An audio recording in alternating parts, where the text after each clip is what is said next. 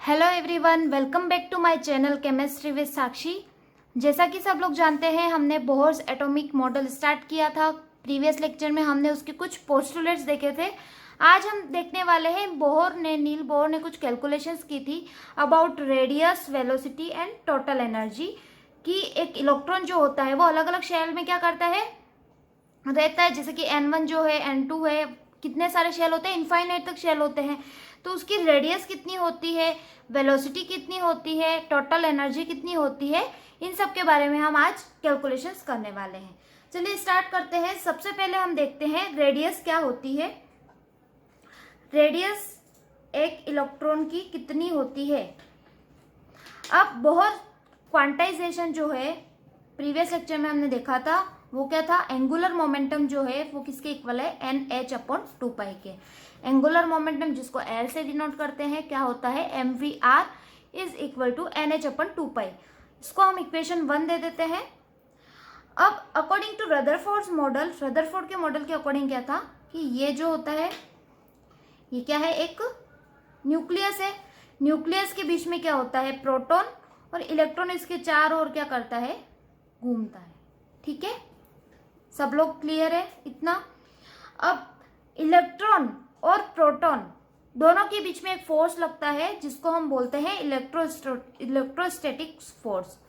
Electrostatic force क्या होता है, अगर दो चार्जेस के बीच में जो फोर्स लगता है वो क्या कहलाता है, इलेक्ट्रोस्टैटिक फोर्स। तो यहाँ पे इलेक्ट्रॉन नेगेटिव चार्ज है और यहाँ पे प्रोटॉन पे कौन सा चार्ज है, पॉजिटिव चार्ज है। तो क्या होगा, ये इलेक्ट्रोस्टैटिक फोर्स जिसको कि हम Fe से डिनोट करते हैं। और अगर न्यूक्लियस के चारों ओर कोई भी इलेक्ट्रॉन घूम रहा है तो वह अंदर की तरफ एक फोर्स लगेगा जो क्या कहलाएगा, सेंट्रीपिटल फोर्स। सेंट्रीपिटल फोर्स जिसको कि Fc से डिनोट करते हैं। ये दोनों फोर्स जो होते हैं वो इक्वल होते हैं। Fe इज इक्वल टू क्या होता है, Fc। क्लियर है इतना। अब ये जो इलेक्ट्रॉन होता है वो v वेलोसिटी से घूमता है। सब लोगों को पता है इलेक्ट्रॉन कौन v वेलोसिटी से घूमता है। और अगर इलेक्ट्रॉन और प्रोटॉन के बीच में रेडियस को r मान ले और इलेक्ट्रॉन पे चार्ज m मान ले, तो Fc इज इक्वल टू क्या होगा, Fc क्या है, सेंट्रीपिटल फोर्स। सेंट्रीपिटल फोर्स हो जाएगा m मास v स्क्वायर, वेलोसिटी का स्क्वायर, डिवाइडेड बाय r। ठीक है, Fc इज इक्वल टू क्या हो जाएगा, mv square by r। Clear है। Fe इलेक्ट्रोस्टैटिक फोर्स क्या हो जाएगा, इलेक्ट्रोस्टैटिक फोर्स होता है 1/4πε0 Q1 Q2 by r। Q1 Q2 by r, where Q1 क्या है, Q2 क्या है। Q1 क्या है, इस इलेक्ट्रॉन पे जो चार्ज है उसको हम Q1 बोलते हैं, और इस प्रोटॉन पे, इस न्यूक्लियस पे जो चार्ज है उसको बोलते हैं Q2। Q1 की वैल्यू होती है E और माइनस ही होती है वैसे, पर हम जब इलेक्ट्रोस्टैटिक के फोर्स की बात करेंगे तो यहाँ पे साइन नहीं लिखेंगे, मतलब ई ही लिखेंगे। और यहाँ पे चार्ज लिख लेती हूँ मैं, कितना होता है, माइनस ई, लेकिन यहाँ पे क्या लिखेंगे हम, ई। इलेक्ट्रोस्टैटिक फोर्स की बात होती है तब हम यहाँ पे साइन नहीं लिखते हैं। और Q2 जो है वो कितना है, ZE। अब यहाँ पे Z क्या है और E क्या है। एक इलेक्ट्रॉन पे चार्ज क्या कितना होता है, माइनस ही होता है। इलेक्ट्रॉन का चार्ज और प्रोटॉन का चार्ज इक्वल होता है, सब लोगों को पता है। डिफरेंस क्या होता है, बस साइन का, यहाँ पे नेगेटिव चार्ज होता है, यहाँ पे पॉजिटिव चार्ज होता है। तो यहाँ पे क्या हो गया, पॉजिटिव प्लस ZE। अब Z क्या है, Z यहाँ पे है नंबर ऑफ प्रोटॉन्स।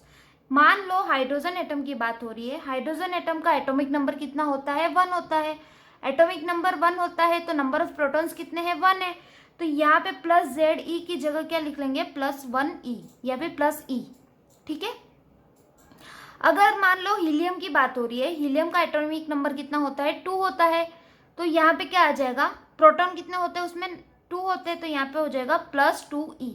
इसी प्रकार से अलग अलग एटम के लिए अलग अलग नंबर ऑफ प्रोटॉन्स होंगे, तो Z वही लिखेंगे जो एटॉमिक नंबर होगा या फिर उसमें नंबर ऑफ प्रोटॉन जो प्रेजेंट होंगे। क्लियर है इतना।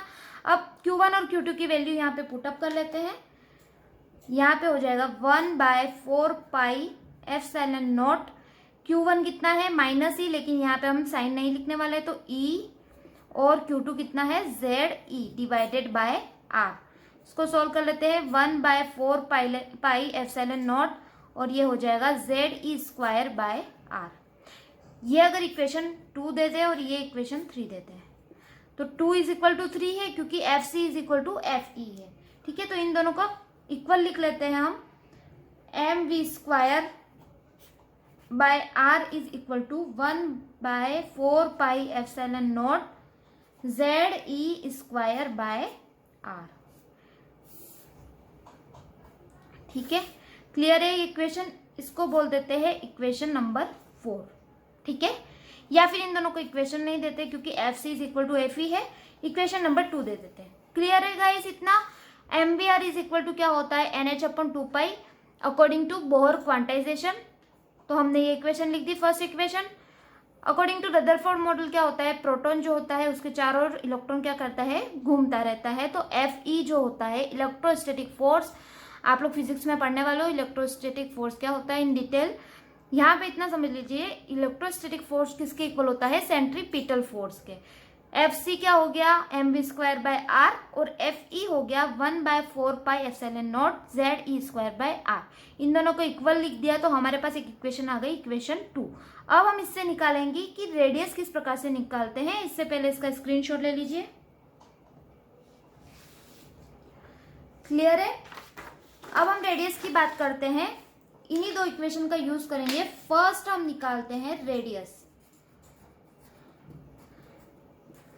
हमारे पास 2 इक्वेशन है। Equation 1 M V R is equal to NH/2 equation 2 M V square by R is equal to 1/4 epsilon not Z E square by R. Equation 1 का square करके equation 2 से डिवाइड कर लेंगे तो हमारे पास रेडियस की वैल्यू आ जाएगी। तो यहाँ पे हम लिखते हैं square equation 1 and divide by 2। ठीक है, इक्वेशन 1 क्या है? M V are bye NH/2 तो इसका स्क्वायर करते हैं, M square V square by V square R square is equal to N square H square और 2 का स्क्वायर 4 स्क्वायर। क्लियर है? अब हमको डिवाइड करना है इक्वेशन 2 से। इक्वेशन 2 क्या है हमारे पास? यहाँ पे डिवाइड कर लेते हैं हम, M V square by R. ठीक है, और यहाँ पे आ जाएगा 1/4 epsilon not Z E square by R square. Clear है गाइस? एक मिस्टेक हो गई, यहाँ पे आर स्क्वायर होगा। ठीक है, 1/4 epsilon nought Q1 Q2 by R square होता है, तो यहाँ पे क्या आ जाएगा? Are square. क्लियर है? अब हम इसको सॉल्व करेंगे और हमारे पास वैल्यू आ जाएगी रेडियस की। ठीक है, यहाँ पे इस m से m कट गया, v स्क्वायर से v स्क्वायर कट गया, और यहाँ पे इस r से ये r कट गया, और क्या बचा? 4 से 4 कट गया। ठीक है, अब यहाँ पे क्या बचा हमारे पास? m और यहाँ पे बचा आर स्क्वायर। ठीक है, M R square is equal to N square H square तो है ही, एन स्क्वायर एच स्क्वायर है। ये वाला जब ऊपर जाएगा तो आ जाएगा पाई एप्सिलॉन नॉट आर। ठीक है, यही बचा ना, पाई एप्सिलॉन नॉट आर। ठीक है, नीचे बचा हमारे पास 4 से 4 कट गया, यहाँ पे पाई नहीं बचेगा, पाई नीचे आएगा, ये वाला पाई नीचे आएगा, तो यहाँ पे बच जाएगा पाई, और यहाँ पे है जेड ई स्क्वायर। क्लियर है? इतना ही बचा ना? हाँ, ठीक है। अब ये एक आर से एक आर यहाँ पे क्या हो जाएगा? कट हो जाएगा। अब हमारे पास रेडियस की वैल्यू आ जाएगी। अब मास को क्या करेंगे हम?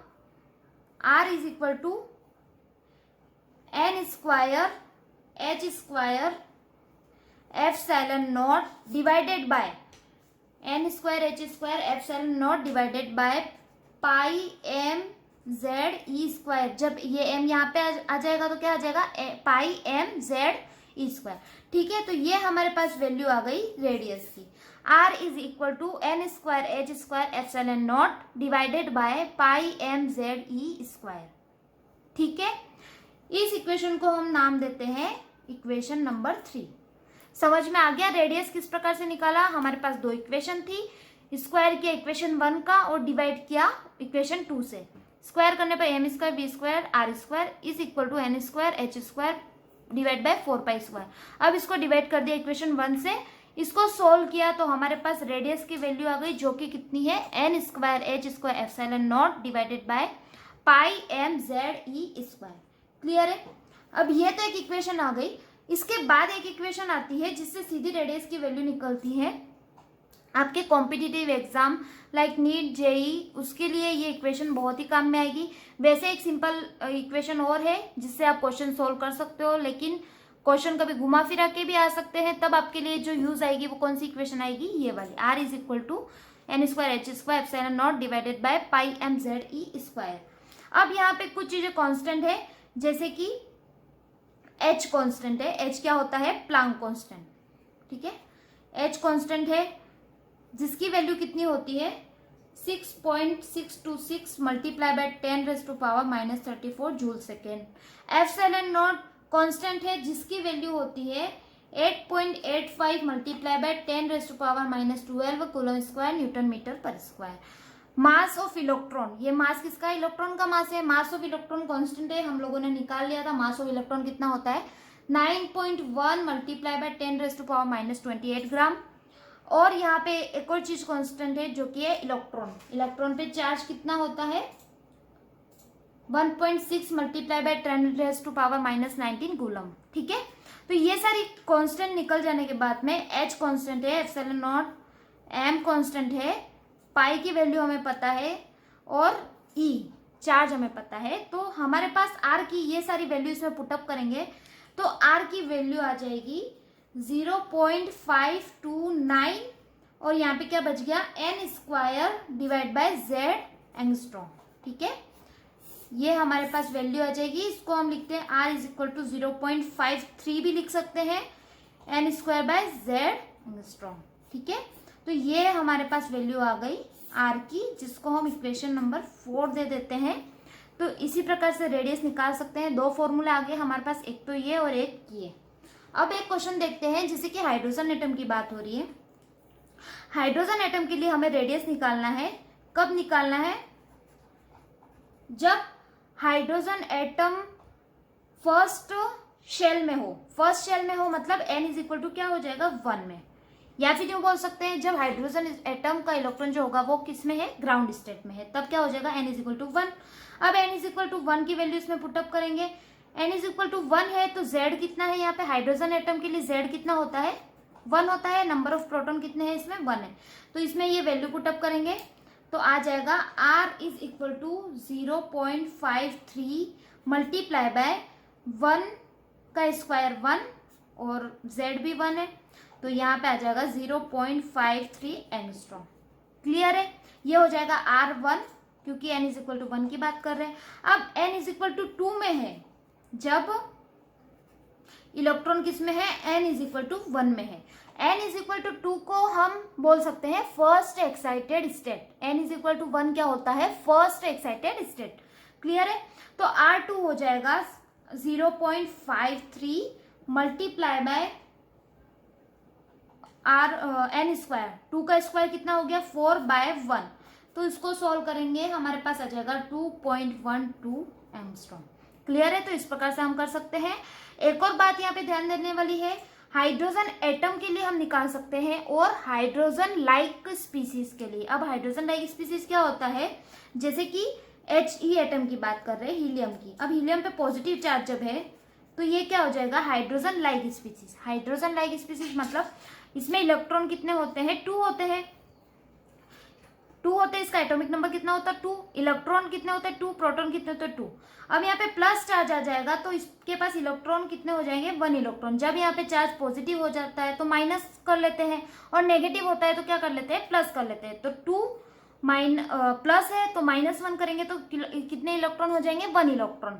और हाइड्रोजन में कितने इलेक्ट्रॉन होते हैं 1 इलेक्ट्रॉन। तो ये क्या हो गया हाइड्रोजन लाइक स्पीसीज। क्लियर है इतना।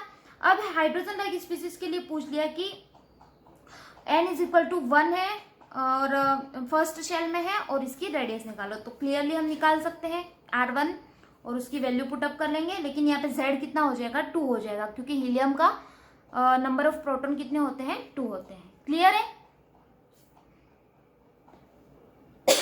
अब इसका स्क्रीनशॉट ले लीजिए। फिर हम देखते हैं वेलोसिटी किस प्रकार से निकालते हैं।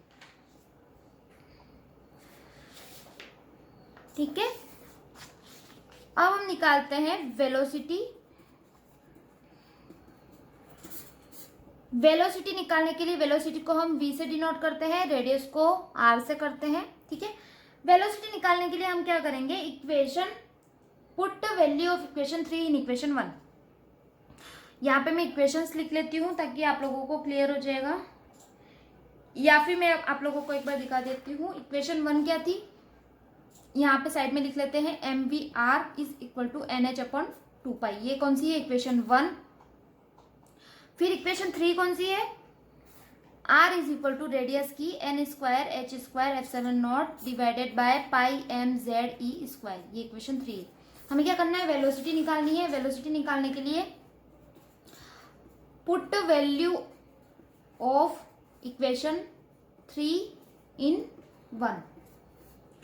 1 क्या है, mvr, तो mv तो ऐसे ही रहेगा, r की जगह वैल्यू रख देंगे, multiply by n²h²ε0 divided by πmze²। ठीक है, is equal to nh/2π as it is रहेगा। ठीक है, अब इसको सॉल्व करते हैं। m से m कट जाएगा, और इस n से ये n कट जाएगा, h से h कट जाएगा, और इस पाई से ये पाई कट जाएगा। अब क्या बचा यहाँ पे, VNH/ε0 डिवाइडेड बाय नीचे क्या बचा, ZE² इज इक्वल टू यहाँ पे 1/2। यहाँ पे वेलोसिटी निकालनी है हमें, तो v यहाँ पे रहने देंगे, बाकी सब उधर भेज देंगे। 1/2 यहाँ पे ZE² divided by 2h/ε0 n। ये आ गई हमारे पास वेलोसिटी, इक्वेशन नंबर 5। क्लियर है? इसमें भी सारी चीजें कांस्टेंट है, इलेक्ट्रॉन कांस्टेंट है, मतलब चार्ज इलेक्ट्रॉन का, प्लांक कांस्टेंट, ε0, ये सब हमें पता है। तो Z/n बचेगा, और क्या बचेगा, 2 बचेगा। तो इन सब में वैल्यू पुटअप कर लेंगे, तो वैल्यू आ जाएगी हमारे पास, velocity is equal to 2.18 multiply by 10⁻⁶ Z/n metre per second. Clear है गाइस? ये इक्वेशन नंबर 6 हो गई। ठीक है, तो ये वेलोसिटी निकल गई। इस फॉर्मूले से आप इजीली सारे क्वेश्चन सोल्व कर सकते हो। हाइड्रोजन एटम के लिए, हीलियम एटम के लिए Z की वैल्यू रखनी है और N की वैल्यू रखनी है। N इज इक्वल टू क्या होता है, नंबर ऑफ शेल। जो भी आपको नंबर ऑफ शेल दे रखा होगा वो रखोगे यहाँ पे, और Z की वैल्यू नंबर ऑफ प्रोटॉन से आप लिख लोगे। ठीक है, अब हम थर्ड पे आते हैं। थर्ड जो है हमारे पास, टोटल एनर्जी। टोटल एनर्जी किस प्रकार से निकालते हैं students? Total energy is equal to होता है kinetic energy plus potential energy. एक एक करके देखते हैं हम। काइनेटिक एनर्जी क्या होती है? Kinetic energy is equal to ½ mv²। सब लोगों ने पढ़ा है काइनेटिक एनर्जी क्या होती है, ½ mv²। अब यहाँ पे v की जगह हम वेलोसिटी का फॉर्मूला रखेंगे, तो ½ m, वेलोसिटी कितनी है, ZE² divided by 2h/ε0 small n का होल स्क्वायर। इसको सोल्व करेंगे, 1/2 multiply by m multiply by यहाँ पे क्या हो गया, Z² e⁴ और 2 का स्क्वायर 4, h²ε0² और n²। इसको सोल्व करेंगे तो हमारे पास काइनेटिक एनर्जी कितनी आ जाएगी, mZ² e⁴ divided by 8h² ε0² divide multiply by n²। तो ये क्या आ गया हमारे पास, काइनेटिक एनर्जी। अब हम निकालेंगे पोटेंशियल एनर्जी। इसका स्क्रीनशॉट ले लीजिए। अब हम निकालेंगे पोटेंशियल एनर्जी। पोटेंशियल एनर्जी क्या होती है, 1/4πε0 Q1 Q2 बाय R। ठीक है, अब Q1 Q2 क्या है, सब लोग जानते हैं। Q1 इलेक्ट्रॉन -e जिस पे चार्ज था, और इस पे था +Ze। यहाँ पे पर साइन का यूज करेंगे। Q1 क्या है, -e, Q2 कितना है, +Ze। ठीक है, तो यहाँ पे वैल्यू पुटअप करेंगे जब हम, तो हमारे पास आ जाएगा 1/4πε0 minus E plus ZE divided by R की वैल्यू रखेंगे रेडियस n² h²ε0 और आ जाएगा πmze²।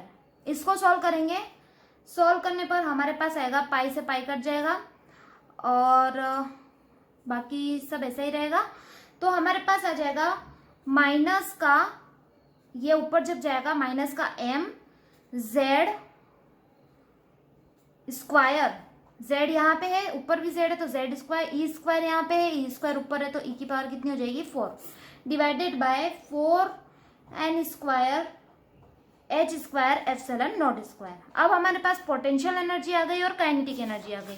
काइनेटिक एनर्जी कितनी है ये, और पोटेंशियल एनर्जी। अब टोटल एनर्जी लिख सकते हैं हम, टोटल एनर्जी कितनी हो जाएगी, En भी लिख सकते हैं या टोटल एनर्जी को TE से भी लिख सकते हैं। n मतलब nth शेल की, n की जगह कोई भी शेल हो सकती है तो उसकी वैल्यू रख सकते हैं हम, ठीक है।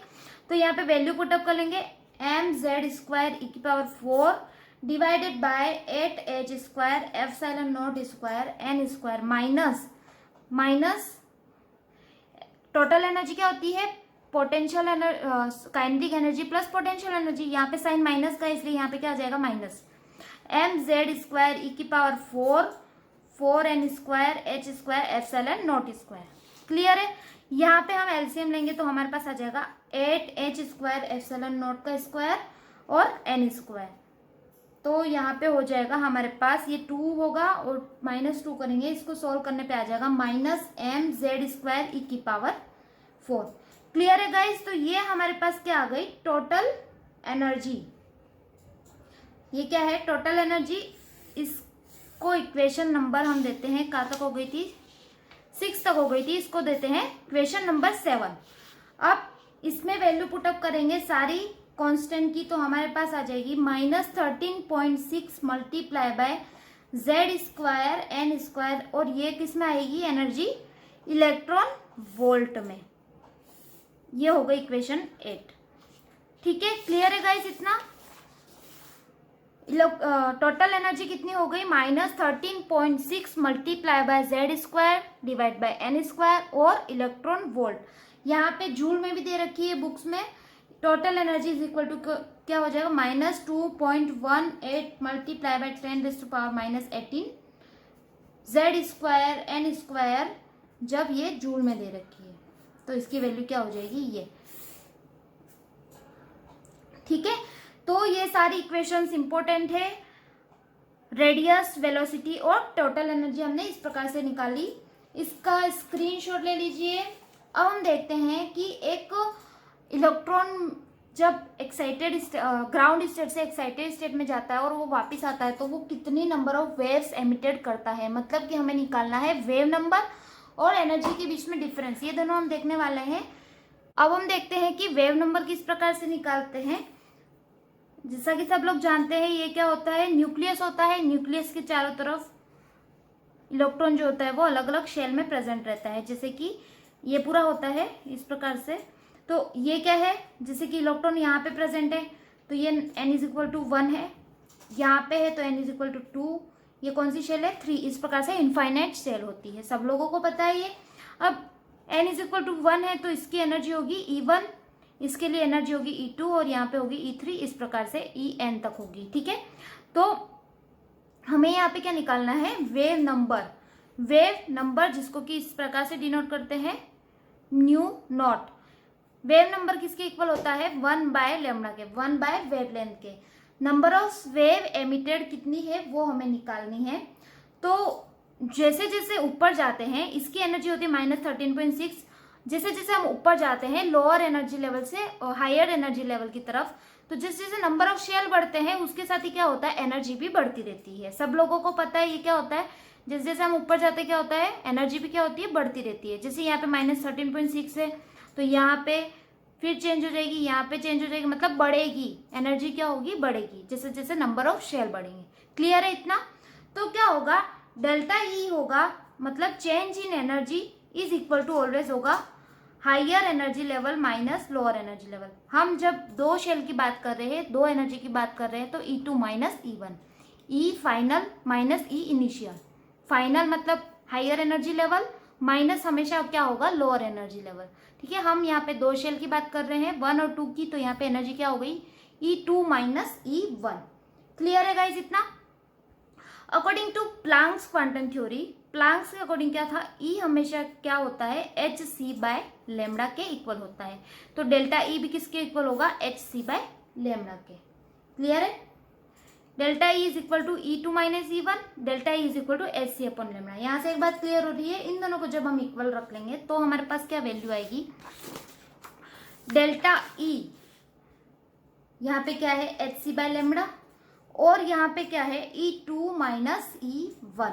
E2 माइनस E1, इसमें वैल्यू कौन सी रखेंगे, जो हमने टोटल एनर्जी के लिए निकाली है, hc/λ। E2 मतलब En2 नंबर, दूसरे नंबर के शेल के लिए जो एनर्जी है, En1 पहले नंबर के शेल के लिए जो एनर्जी है वही En2 माइनस En1। hc/λ ऐसे ही रहने देंगे, इज इक्वल टू क्या आ जाएगा, हम जब एनर्जी की वैल्यू पुटअप करेंगे ये वाली, तो आ जाएगा minus mz² e⁴ divided by 8h² ε0² n2² minus क्योंकि यहाँ पे माइनस है और यहाँ पे वैल्यू क्योंकि माइनस में है एनर्जी की, तो यहाँ पे वापिस से लगाएंगे हम minus mz² e⁴ divided by 8h² ε0² और n1 का स्क्वायर। क्लियर है। इसको सॉल्व करेंगे, hc/λ एज इट इज, यहाँ पे हो जाएगा प्लस बीच में minus mz² e⁴ 8h² ε0² n2² plus mz² e⁴ और हो जाएगा 8h² ε0² और n1²। ठीक है, यहाँ पे कुछ चीजें कॉमन आ रही है n2 और n1 के अलावा, तो यहाँ पे लिख लेंगे हम hc/λ is equal to minus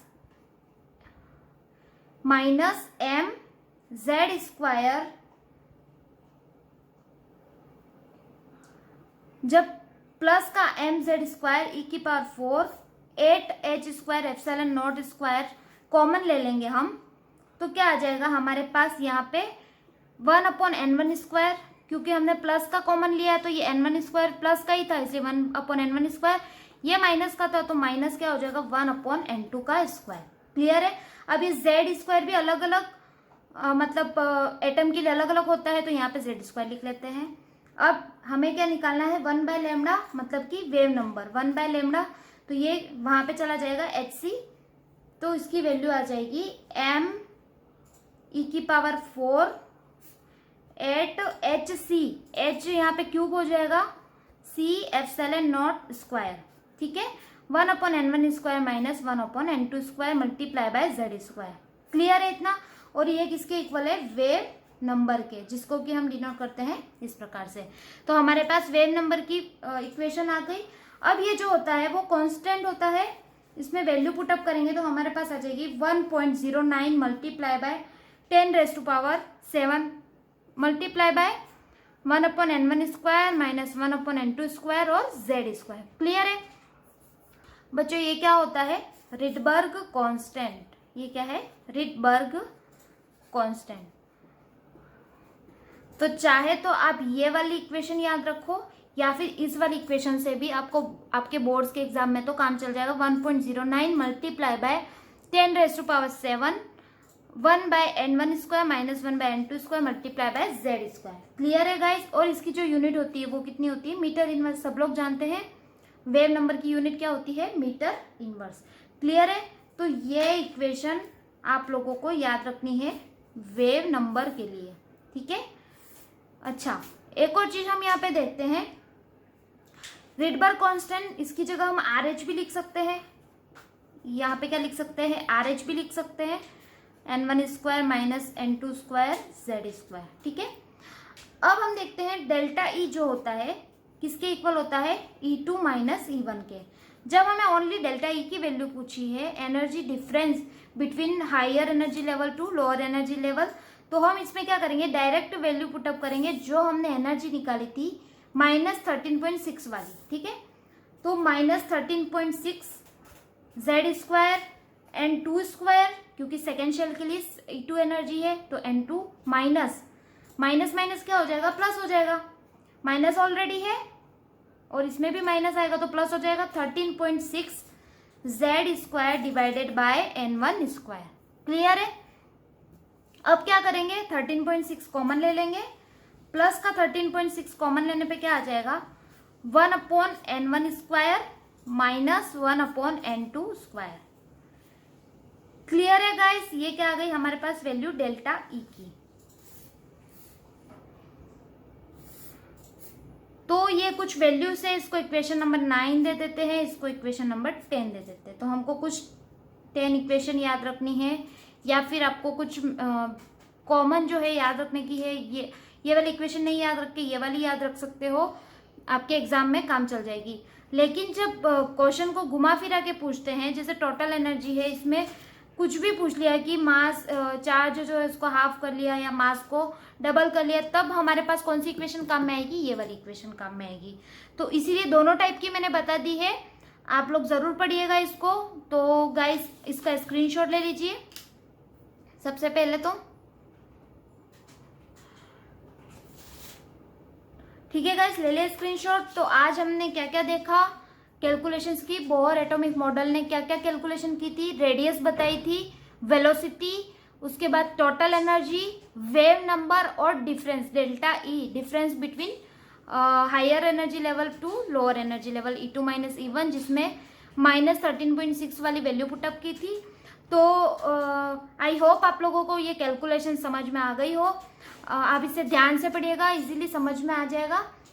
और आज के लेक्चर के लिए बस इतना ही। हमने बोहर्स के एटॉमिक मॉडल के पोस्टुलेट्स देख लिए हैं और इससे रिलेटेड कुछ कैलकुलेशंस थी वो देख ली है।